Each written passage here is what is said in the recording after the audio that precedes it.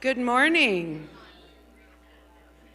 Good morning. If everyone could get whatever extra bits of coffee or water, we're so excited to see everyone here this morning for the 7th annual Muncie State of the Child Address. My name's Tammy Silverman, and I have the honor of serving as the President and Chief Executive Officer of Indiana Youth Institute.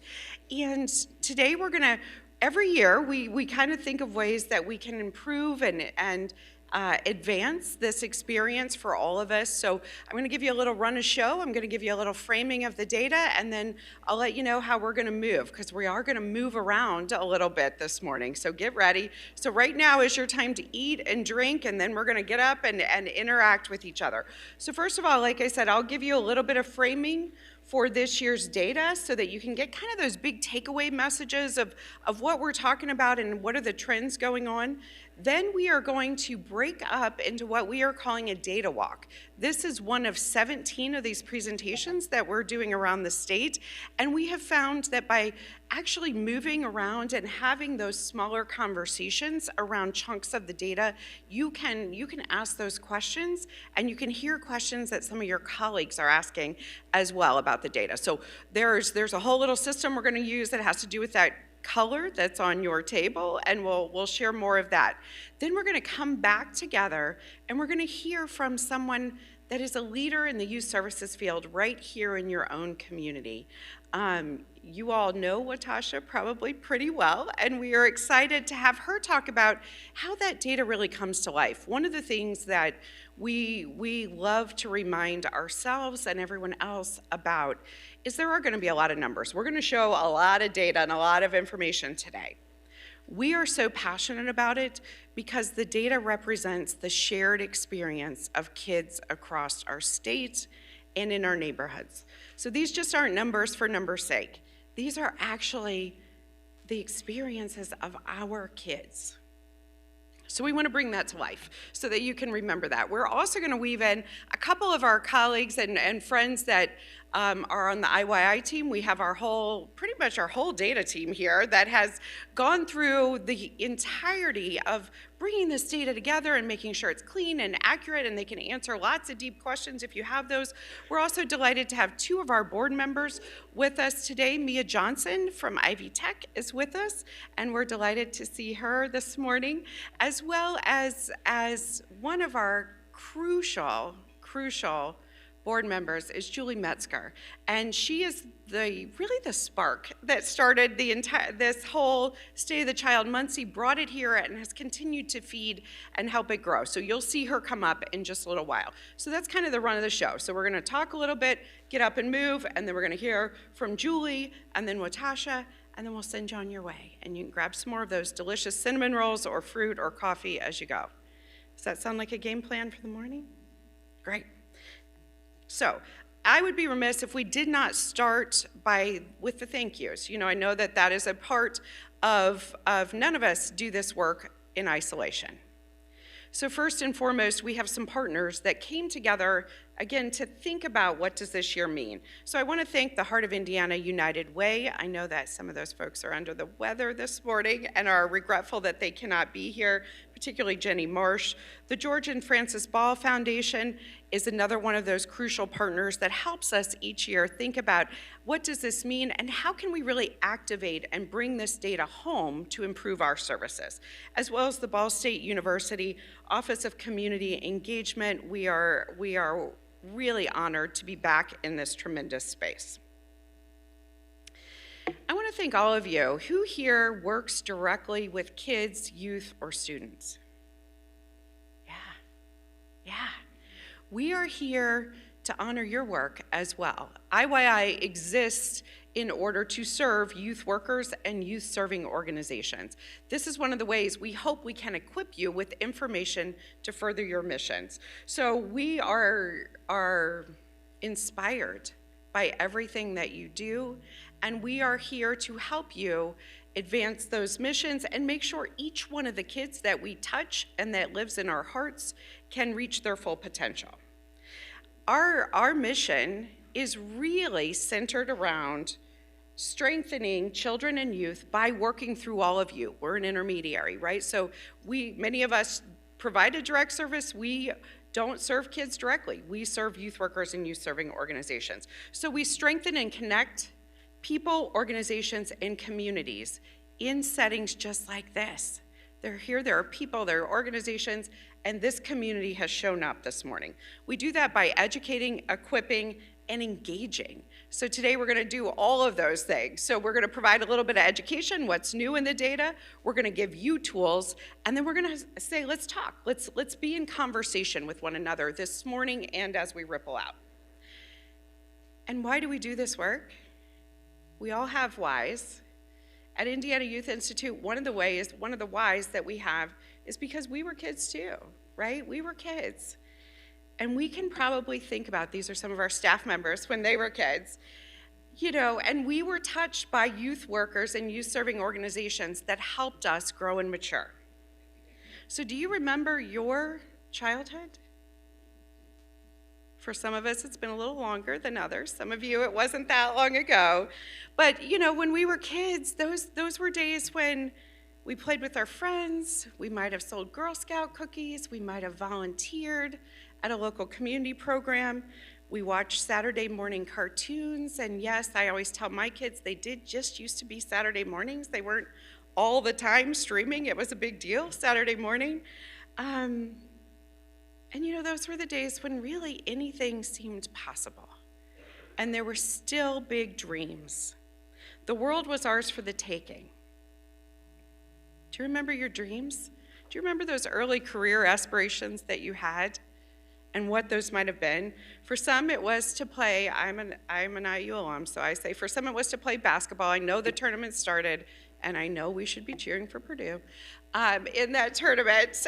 So maybe it was to play basketball for Purdue. Maybe it was to play volleyball for Ball State, which I've heard is one of your areas of strength for sure.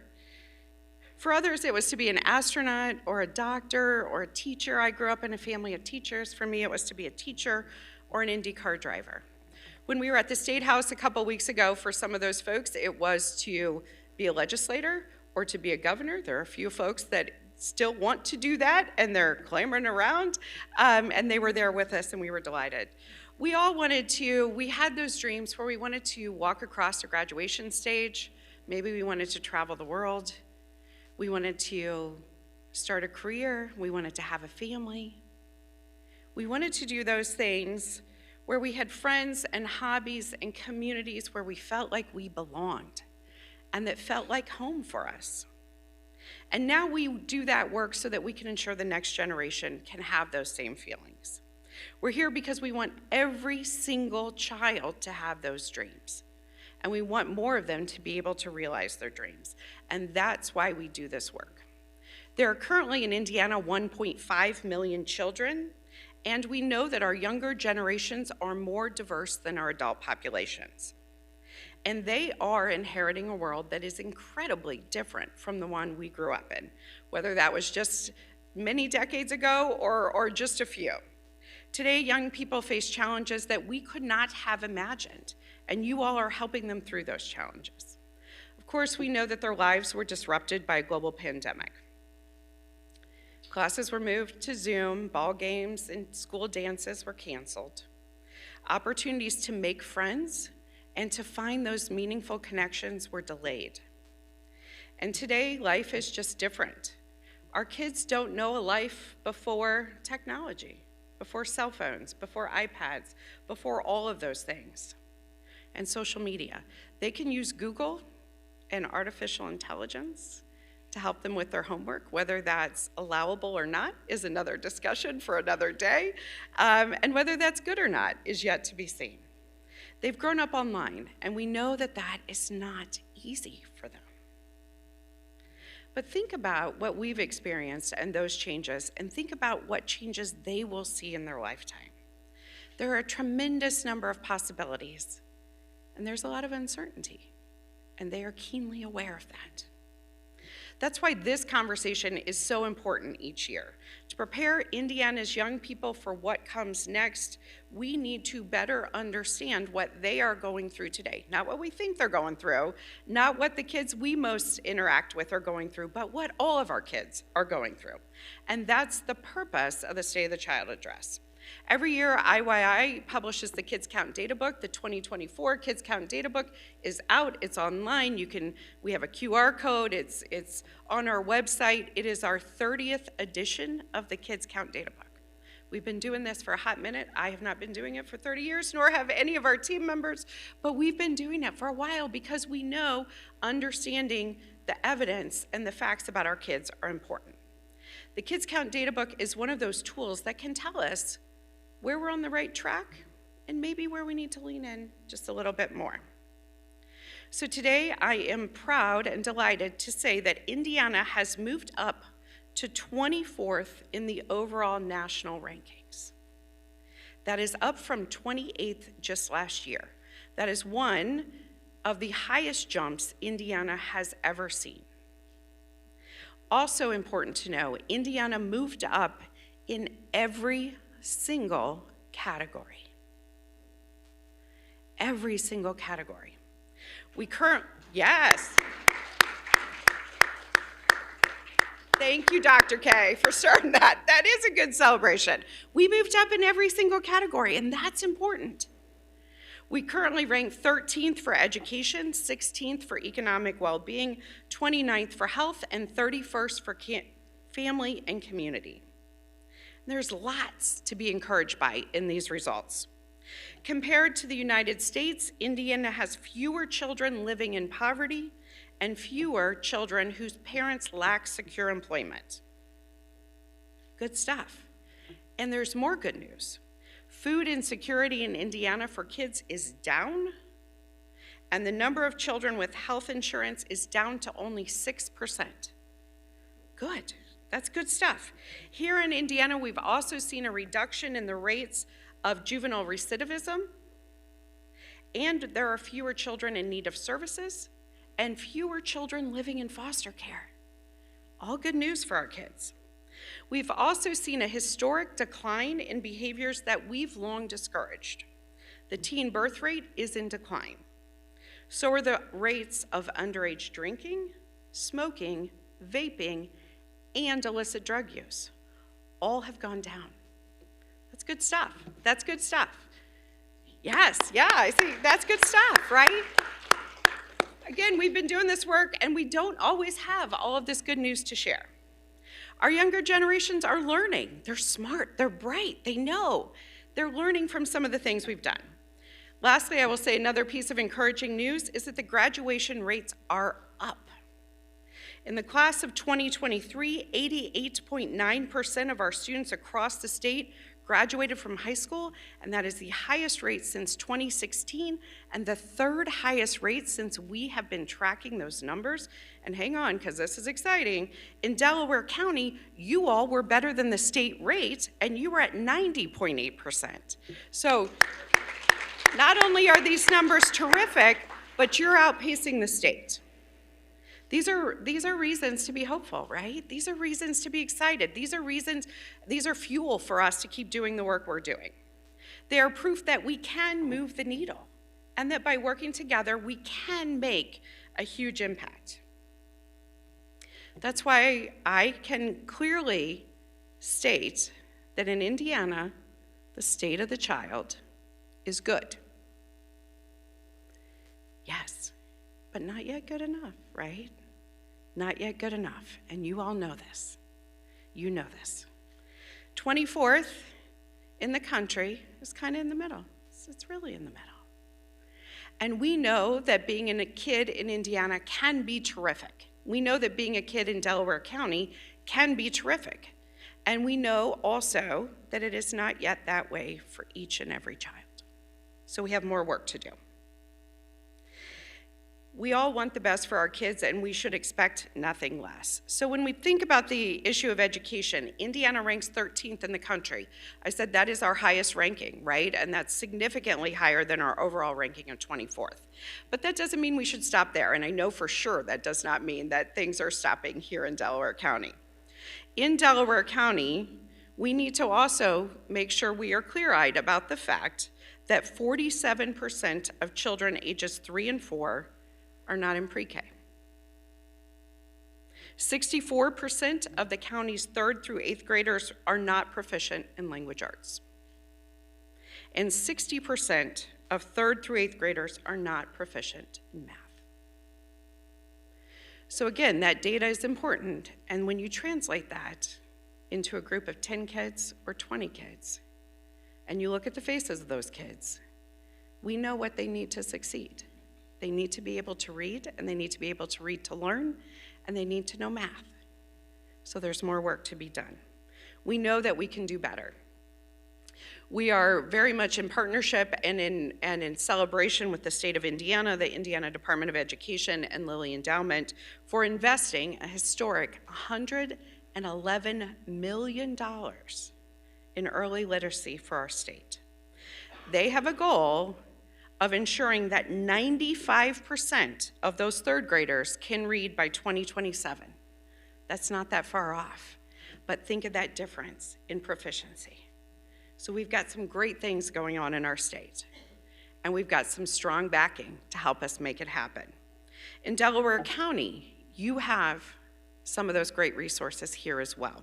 The George and Frances Ball Foundation, their collective impact approach through the Cradle to Career Muncie is one of those really innovative initiatives that is strengthening the culture of education. So again, I want to give them a round of applause and thank them for being here and all the work that they are doing.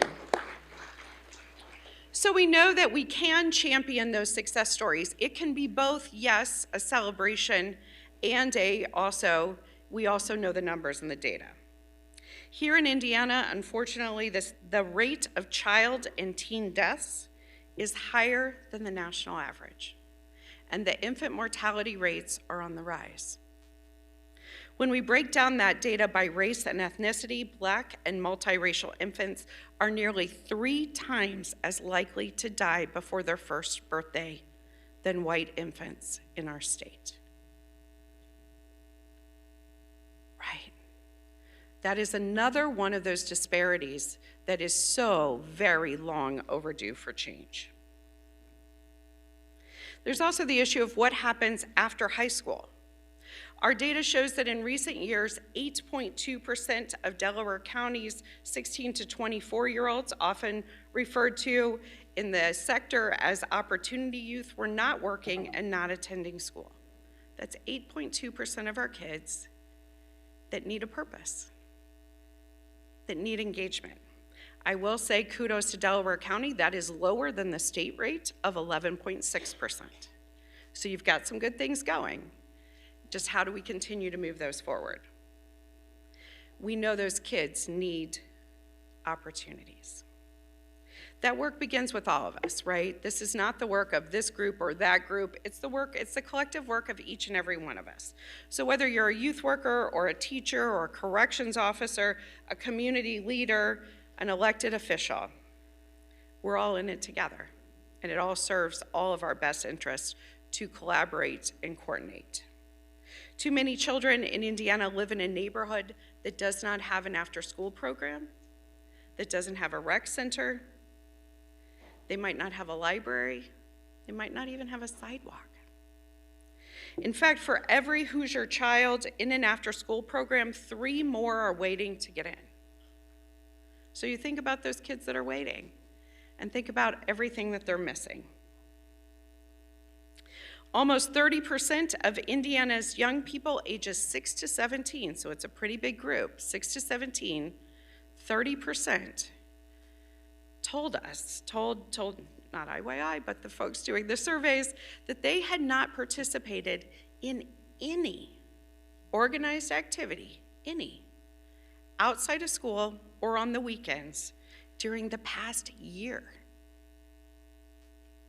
Think about your programs and all that that does for those kids ages 6 to 17. So 30% weren't getting any of that.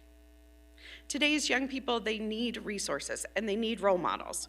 And that's how we can all play a role. So whether it's Project Leadership, Motivate Our Minds, Purdue Extension, the Ross Center, so many other organizations that are here today, we all provide those invaluable opportunities and we can all be part of the solution.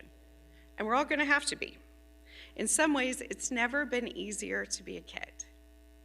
And in some ways, it's never been more challenging. We can already see the effects of the COVID-19 pandemic on adverse childhood experiences. The pandemic affected society where we were already most at risk. More children witnessed domestic violence in their homes, and more children lived with someone battling substance use disorder. And when they returned to the classroom, they brought that trauma with them. Those of you working in classrooms, you know this. Since the pandemic, we've seen a rise in the incidence of bullying and in the number of students who were suspended or expelled from school. They're telling us they need help. It's going to take a real effort to help young people adjust to life after the pandemic. And that begins by addressing mental health. We know it's an issue. You've all heard of the youth mental health crisis, and here's what we know. The percentage of high school and middle school students who reported feeling sad or hopeless almost every day for 2 weeks increased in our state to 36% in 2022. 36% of our kids. In Delaware County, that was 32%. A third of our kids. A third of our kids. Today, Indiana ranks 10th for children at risk of depression, and as a state, we're 15th for youth at risk of suicidal ideation. Those were middle and high school kids who told us they had seriously considered taking their own life. That's 1 in 7. That's 1 in 7 middle and high school students. So again, you think about the kids in your programs. If you go to a ball game and count through 7, that means it's kids that we all know. That's kids that you know. I know it's kids that my children have known.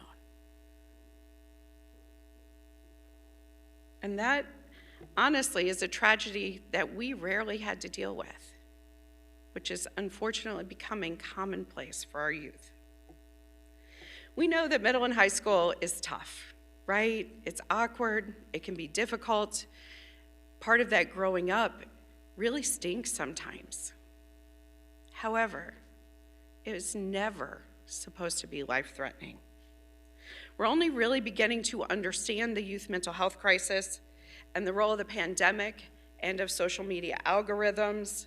And at the same time, while we don't entirely understand it, we must take action. Our youth mental health to provider population ratio is one of those areas where we can make a difference. And ours, unfortunately, in Indiana, far exceeds our surrounding states, which means we simply do not have enough providers. We can do that by providing access to school-based mental health services. In Delaware County, Muncie Community Schools are doing an incredible job at that. So round of applause for them for recognizing and acting. And I know they do that in partnership with Meridian, and we appreciate all of that collaboration. Again, there are models going on here in Delaware County that the rest of the state can and is learning from. In addition to talking about everything going on with our kids, we should also be celebrating all of us and all of you who work with our kids, our youth workers. Because this impact of the out of school time and after school and juvenile justice and recreation, all of that doesn't happen just spontaneously. It happens because of you. And we know we need to support you as well. So last year, Indiana Youth Institute, along with our partners, Indiana After School Network, so that's IARCA, let me get all of our acronyms right, IYSA, IARCA, McCoy, as well as the After School Network and IYI, we launched the first in the country Youth Worker Wellbeing Project. It is a $20 million initiative to care for our caregivers. We started in January by offering virtual telehealth and virtual mental health services for youth workers. Since January 1, we have enrolled 11,000 youth workers from across our state. It is no cost to the providers. Those are from 200 organizations, including 9 from here in Delaware County, and if your organization is not aware of that, let us know, and we can talk to you about how you too can make sure that your youth workers have access to those services. One of the other things that's really awesome about that is that there are also grants available for you, for each youth serving organization, to advance your trauma-informed care response within your organization. Those grants are open right now, and they're not due until April 15th, so you got a little time. So again, go to our website. If you're not aware of them, we would love to see you apply for those. Finally, we need to talk about one last crisis that's facing our kids in Indiana, and that you know well in this community. I know you are in conversation about it because I get updates all the time from our great folks here, and that's access to early childhood education.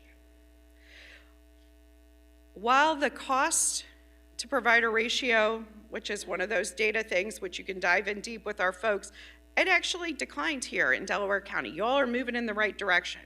At the same time, Indiana remains one of 33 states where infant care is more expensive than tuition at a 4-year public institution. Right. One kid, right?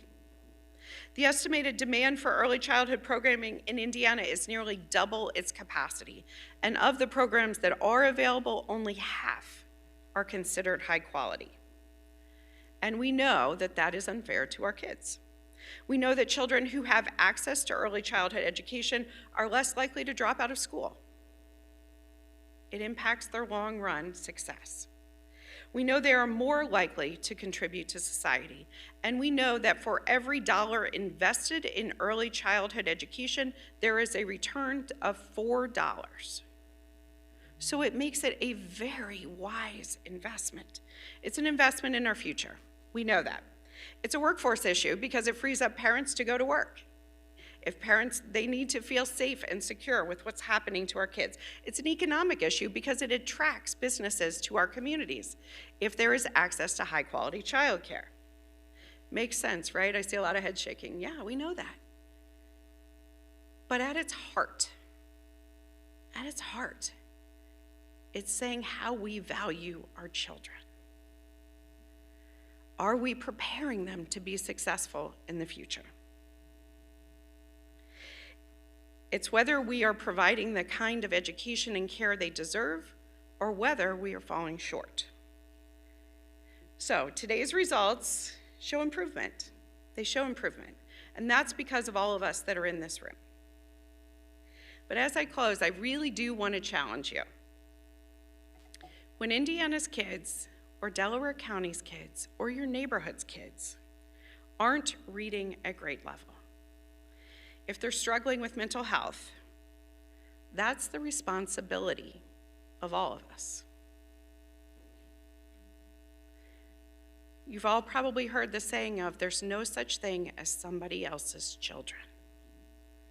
They're our community's children. So at the end of the day, the state of the child is really a report card for adults. This is our report card. How are we doing for our kids? And I want you to think about what that means. Almost 80% of Indiana high school students, 80%, report spending 3 hours a day on screens outside of schoolwork. So you can't even say it's because I had to do my schoolwork, because my son has tried that many times. They report spending 3 hours a day. 3 hours a day.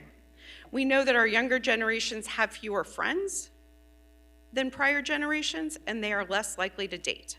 And that is all part of social development, as we all know. Instead, they are staying home, they're staying in their rooms, they're staying on their screens, they're staying on YouTube or playing video games or TikTok or whatever that is. And they seem is the key word, to lack purpose and direction. But when you engage them, you can see that is not true. They have unlimited capacity. We often get on them about being on their screens all the time. I'm guilty of that as a mom. And at the end of the day, we know that they are modeling what they're seeing from us. They didn't create these problems. They're mirroring the behavior that they have seen from adults in their lives. Today's children are a reflection of what we do and how we act. The state of the child is also the state of our society. It's the state of our schools, our economy, and our healthcare systems. It's what we tolerate and what we prioritize. And it's the legacy that we're leaving behind. That's why it's important for the adults in this room, and as you will hear, Watasha is one of those shining examples, to be a role model, to set a good example, to interact with our kids instead of handing them a tablet, to have real conversations, to have deep conversations. Kids can go really deep really quickly, and we all probably know that. It's also to give them those real responsibilities, because they are up to the challenge when we pave the way for them to do so. We've dedicated our careers to serving kids, and that should not end when we leave here today. I started by saying, do you remember your childhood? And I want you to remember some of those best days. Think about a great day when you were a kid. And think about a couple of the worst days. Today's children will face some disappointments. We're not talking about being helicopter parents or snowplow parents or any of that. Disappointments and recovering from those are part of growing up.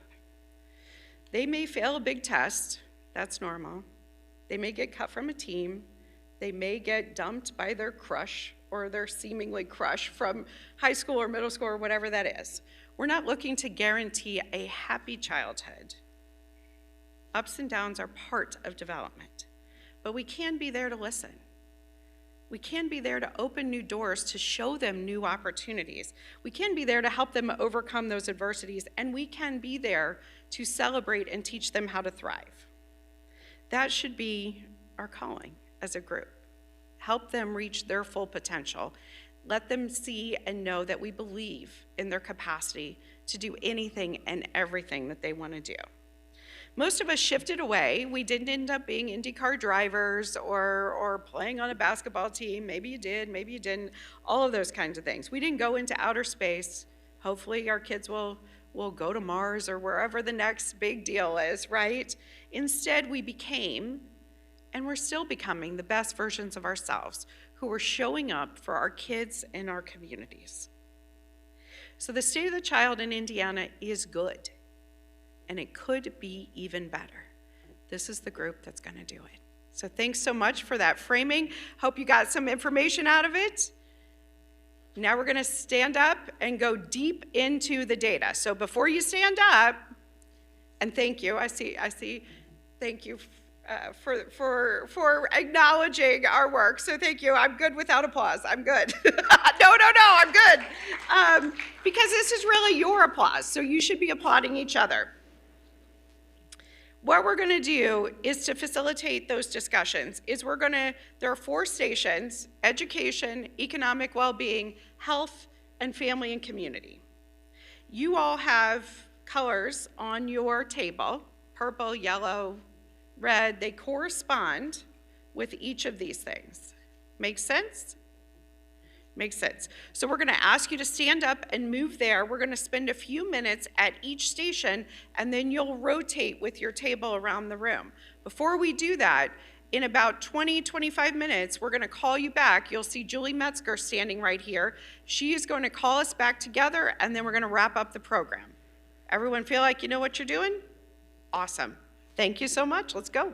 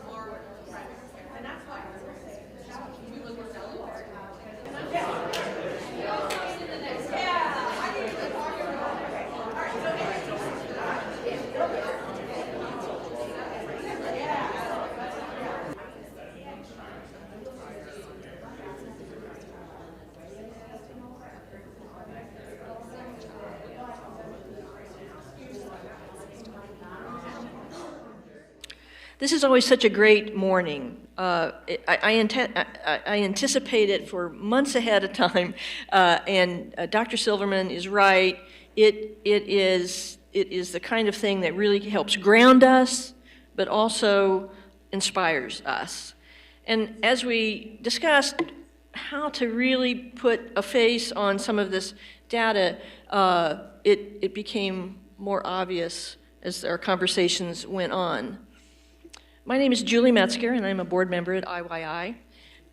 This event is something that we take to many, many communities, but in Muncie, it has really grown, and so thank you for being here and helping us spread the word. Watasha Barnes Griffin is well known and well loved in our community. It is safe to say that most of you know her already, or at least think you do. In many ways, she is an open book, willing to share her personal experience if it means someone might benefit. Watasha lives a life of service, something she learned from her mother and grandmother, and something she passes on to all of us. I won't go through her resume, we don't have time for that, but here's a little bit of what she's been up to. She is Chief Executive Officer of YWCA Central Indiana, and serves on nonprofit boards, including the Schaefer Leadership Academy, where she is president this year. She serves on the Delaware County Housing Authority Board and is on the Muncie Community School Board. Do you see a pattern? Service, leadership, housing, education. These are the themes of Watasha's life. I met Watasha 10 years ago when we both served on the board of directors for the Boys and Girls Club of Muncie.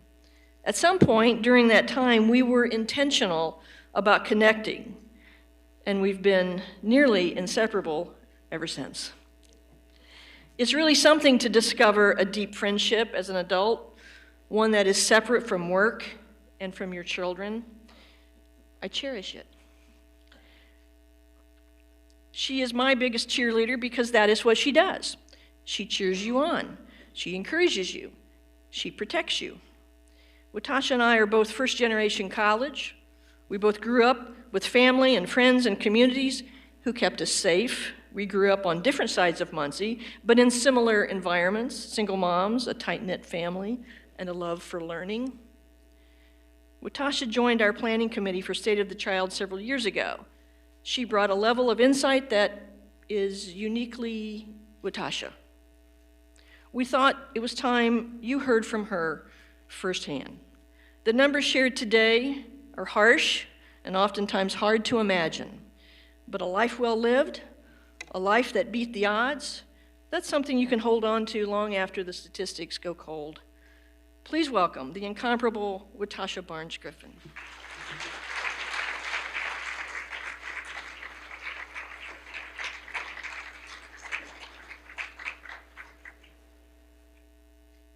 She said incomparable, whoa. Thank you, Julie. We all want our children and youth to have a bright future. How do we accomplish this? As we have heard repeatedly today, it takes everyone. National supports, local leaders, public systems, nonprofits, community members, and parents all must work to ensure that our children get a healthy start, grow up with adults and in communities that support their development, and have the education and preparation necessary to succeed as adults. We tend to think of all these opportunities as improving the well-being of children. In truth, there are thousands of factors that can contribute or detract from the well-being of children.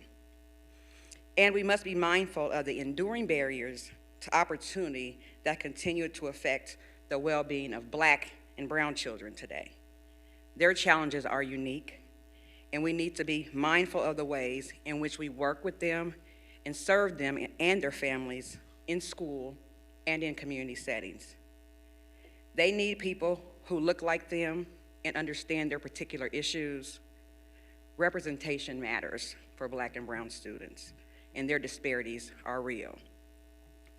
But for a moment, I want you to take a moment to reflect and think about the factors and experiences that influenced your own upbringing.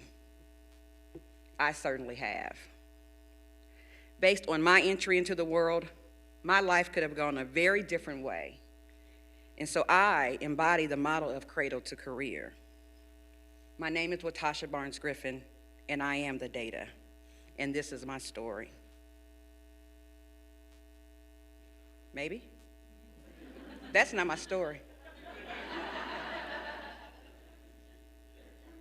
Help me out. Oh, see, my supporter over there was like, push that button. So I am the data, right? And this is me. I am the product. See, look at that hair. I was born with it, and I rock with it today. But I am the product of teen pregnancy. My parents were juniors in high school when I was conceived. My mom was 16, and my daddy was 17. My maternal grandmother, Betty Barnes, a recently divorced mother of 6 and a factory worker, and my paternal grandmother, Laverne Clay, a single mother of 7 and also a factory worker, decided that they would help my parents so they could graduate from high school, and they told them that they would take care of Watasha and ensure that Watasha had all of the support she needed to be successful. The alternative for my parents would have been for them to drop out of high school to take care of me, and what would that have led to for me?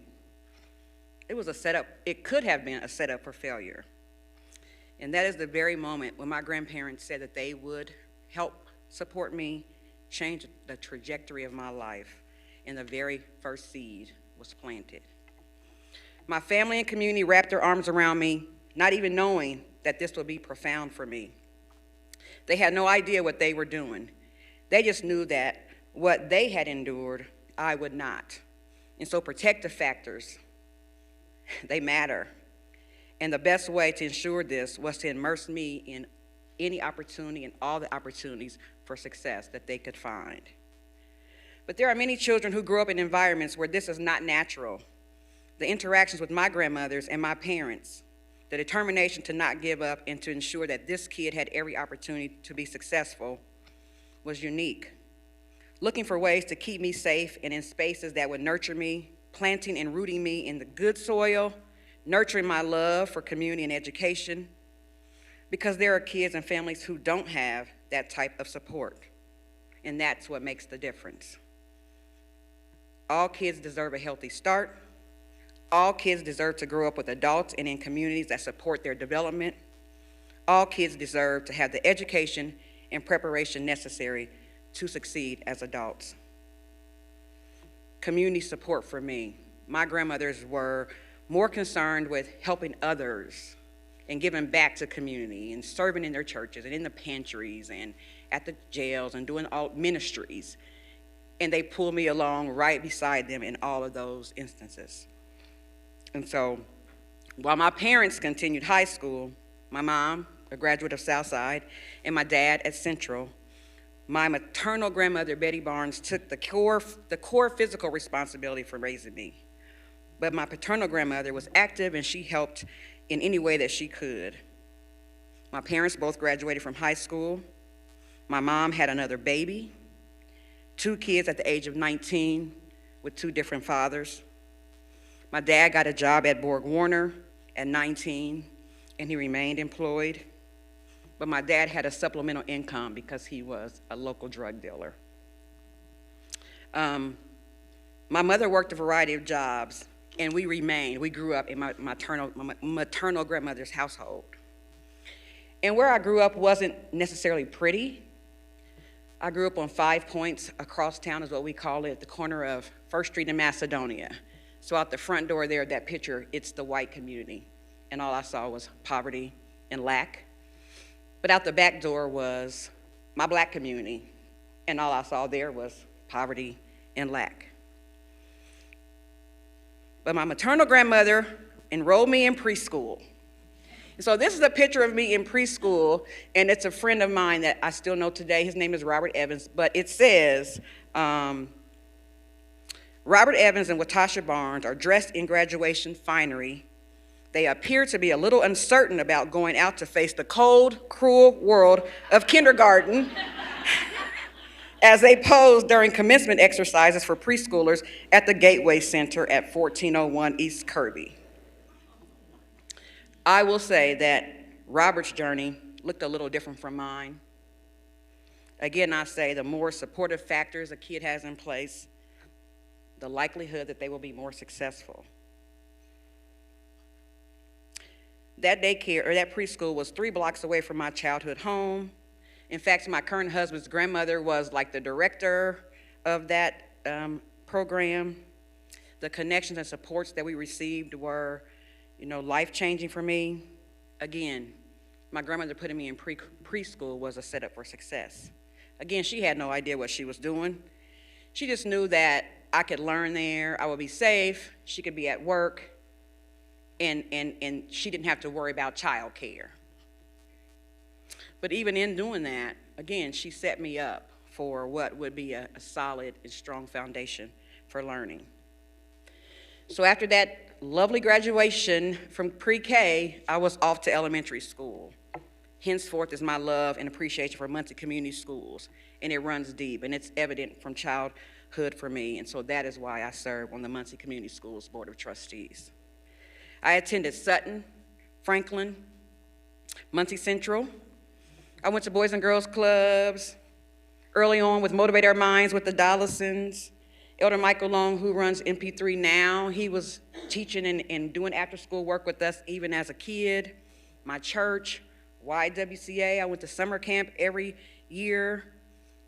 I was in advanced reading, I was in ELP, did spelling bee competitions, honors classes through middle and high school, numerous community programs, and lots of volunteer opportunities.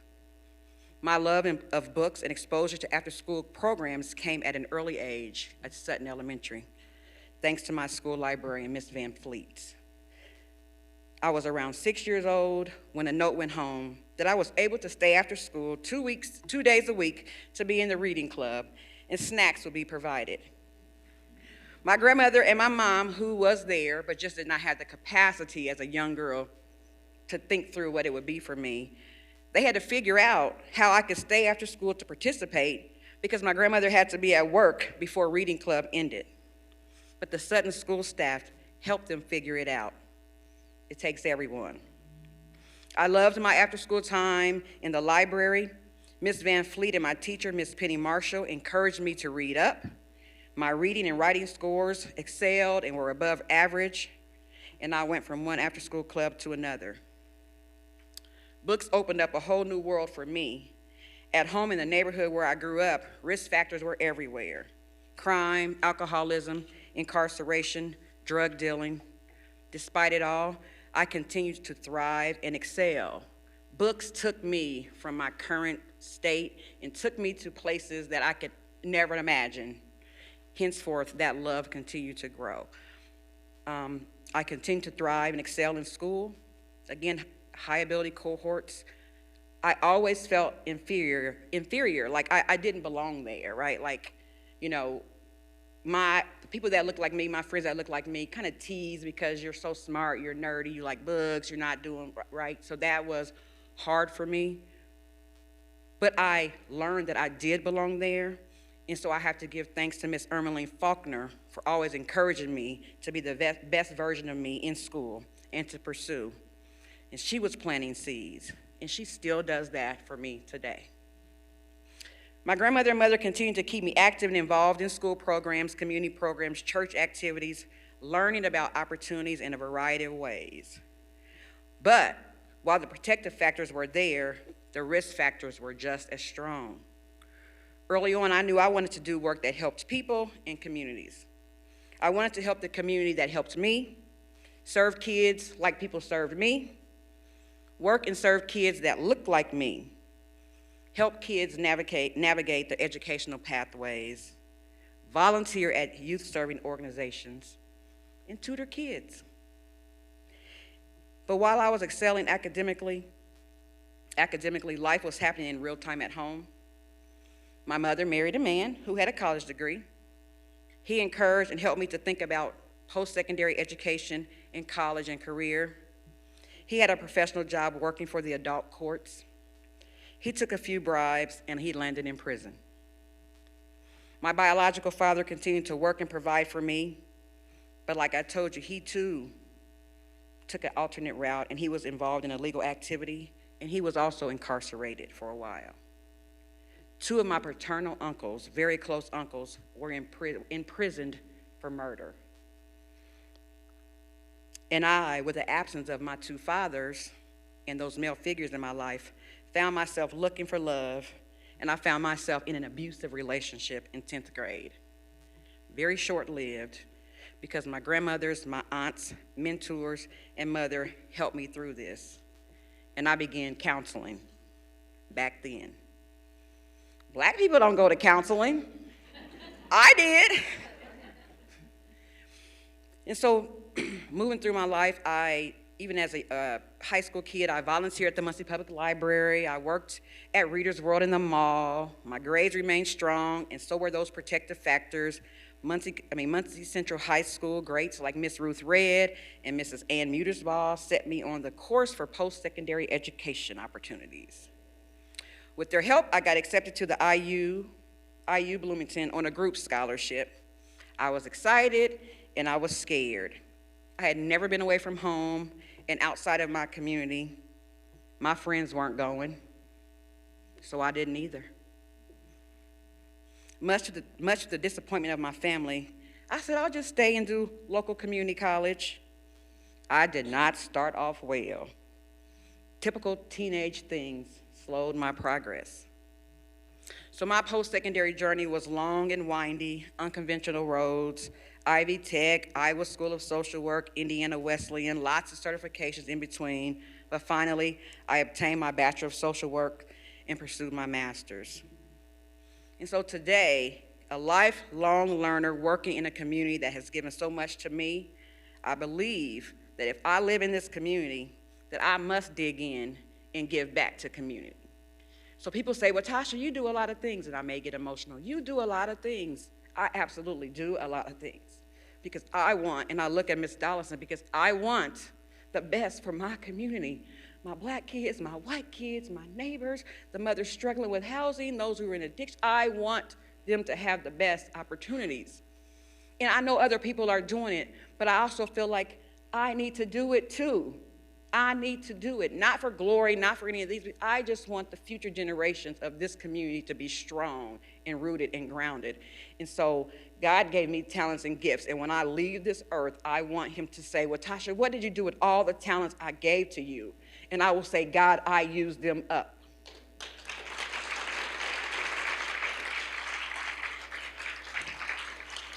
So bloom where you're planted. And today I work to ensure housing stability for women and their kids.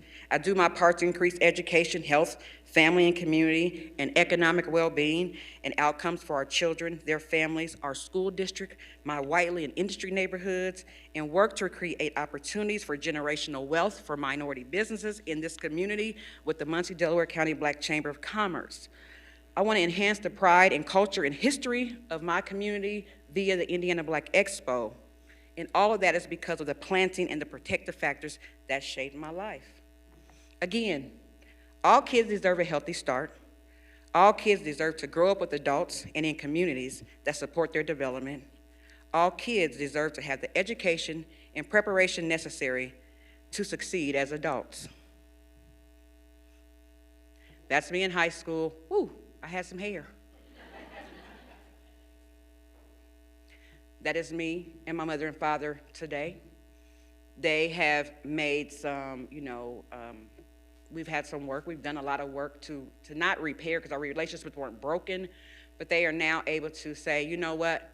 We didn't know what we were doing, And we're so proud of you today. Like, we are so proud of who you are and what you're doing, and we are so thankful for our parents saying yes. My grandmother, Betty Barnes, has passed away, but my paternal grandmother, Laverne Clay, she is 88, and she is still here alive and living.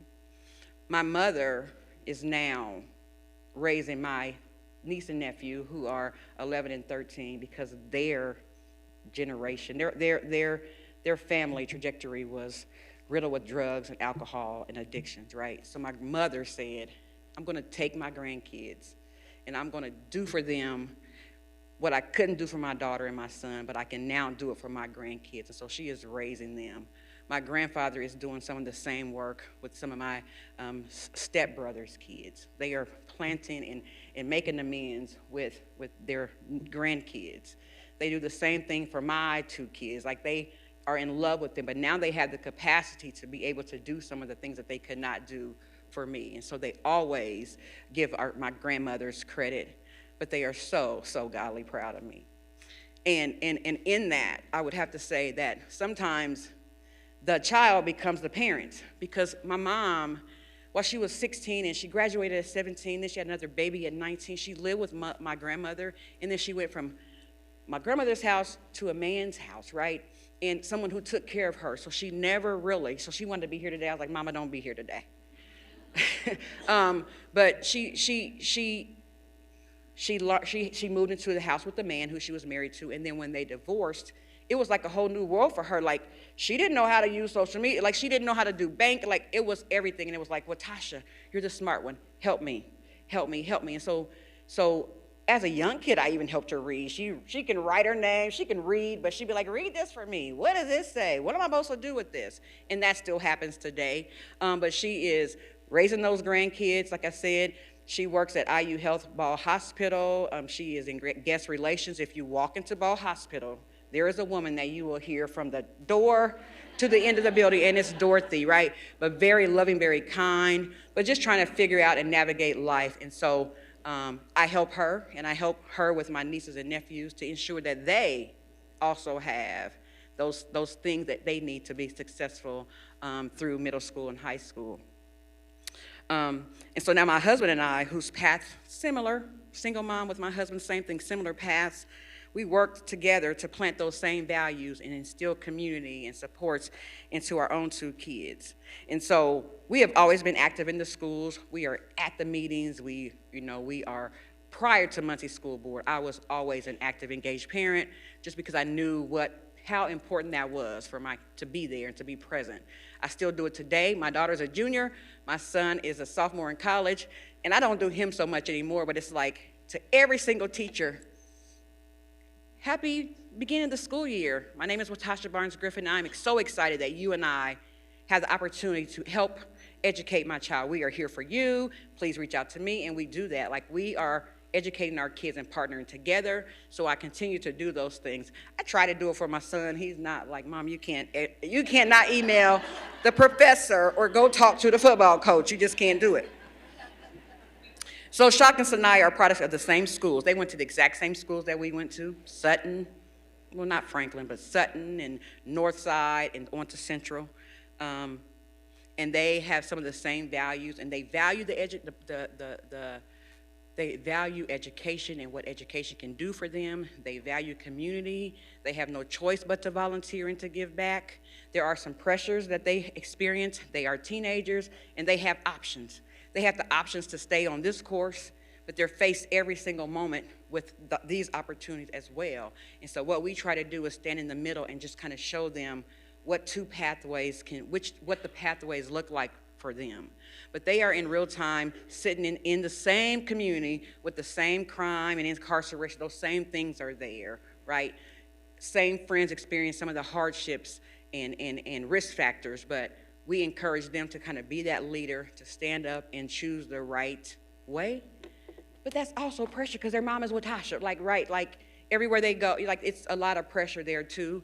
And so we stopgap that. We're like, counseling for you, like, there's nothing wrong. There may not be anything wrong, but we want you to have those outlets to be able to share and communicate things that you may not want to share. And so they got a healthy start.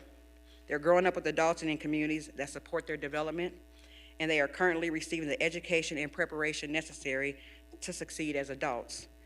What was planted in me is planted in them. That's me and Shaka Griffin Sr. That is Shaka and Sanaya. And so when we get to protective factors, my family tree is strengthened the more. My kids, again, still face challenges. They're growing up Black. That's one. That is a big challenge. They hang with the friends who are struggling, don't have the same advantages as they do. They see the crime, the drug addiction, alcoholism, educational challenges, and poverty in the neighborhoods where they hang out and in the community in which they live. But I was able to succeed and overcome, and they can too. My grandmothers gave me a superpower to deflect, right? They gave me educational opportunities, stability. They wrapped me with the community supports. My community took me on. They made sure that I was healthy physically and mentally.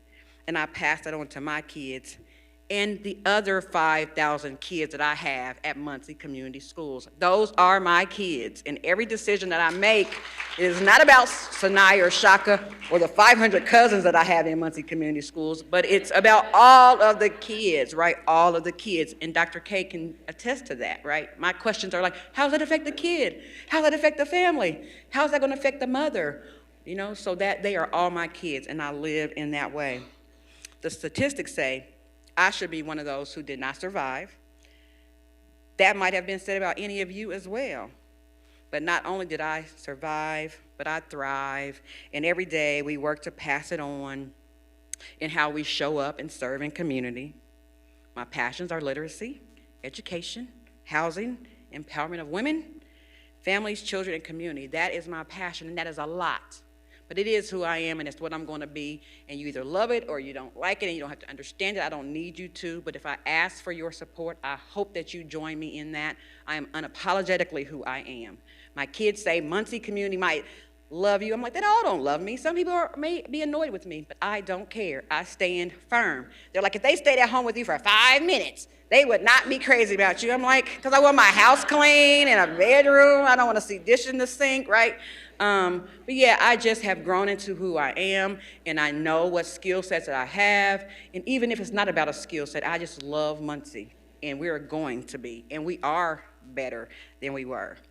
And so we all know what it's like to face obstacles and barriers every day. We also know the difference that having protective factors, support systems, and mentors in place, we know what that does for the lives of youth.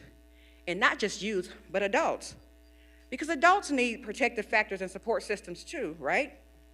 But in the words of Project Leadership Executive Director Tammy Pearson, she says that we cannot guarantee a happy childhood, but we can make those experiences both worthwhile and rewarding. We can be there to listen. We can open new doors of opportunity.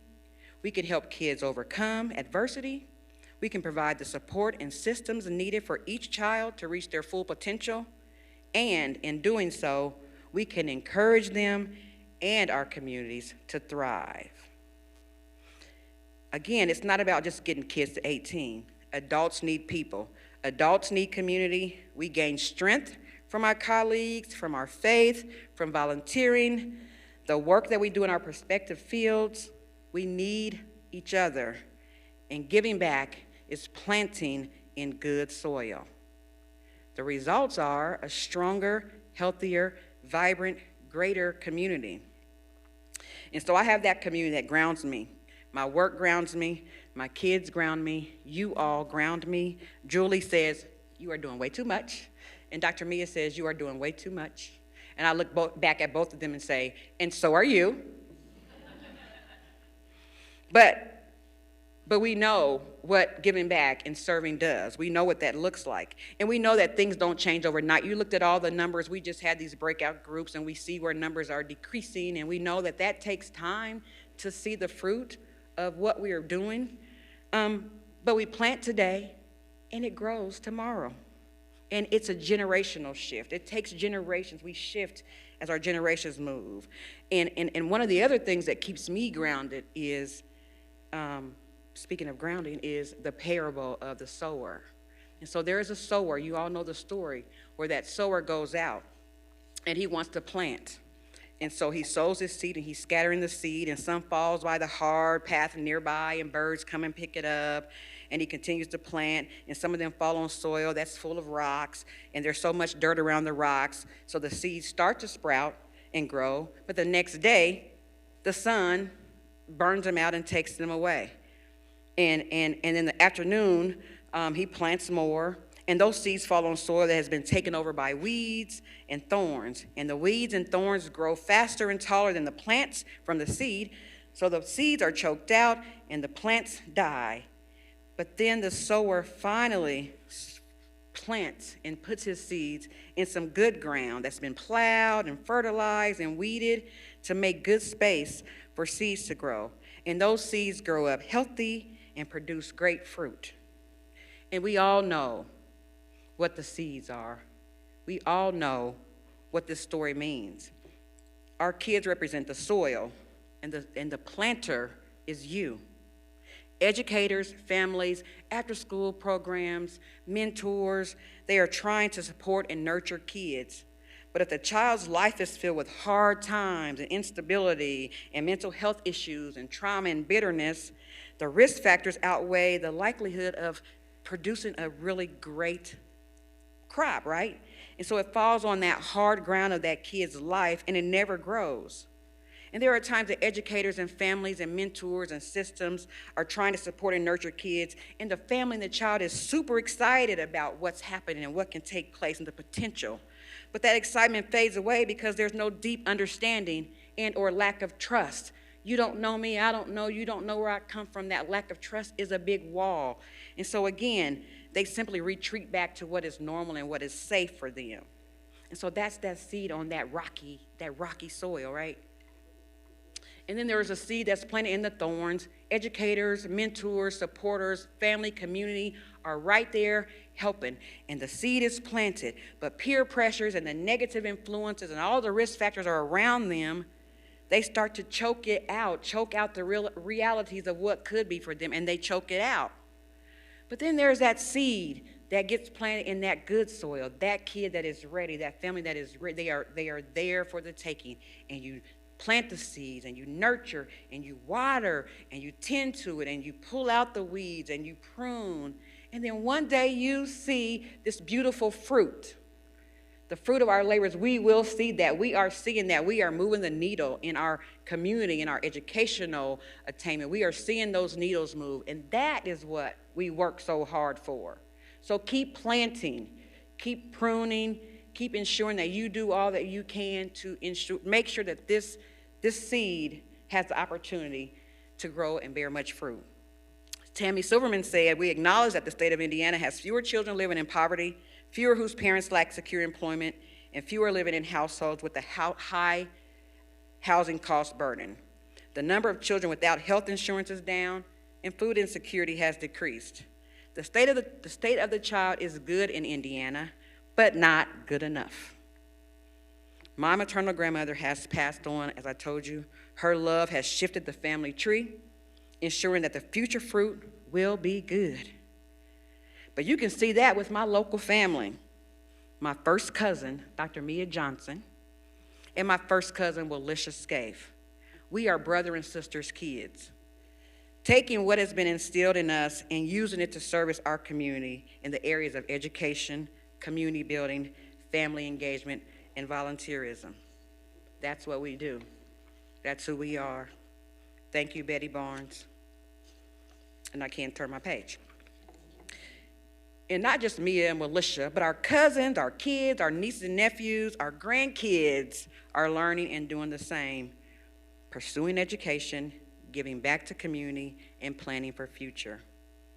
Our family's collective mission is to service all people, to love all people, to empower, elevate, and encourage all people in our community.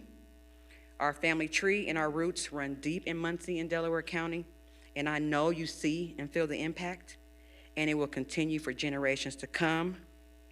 We are all our ancestors' wildest dreams. Thank you.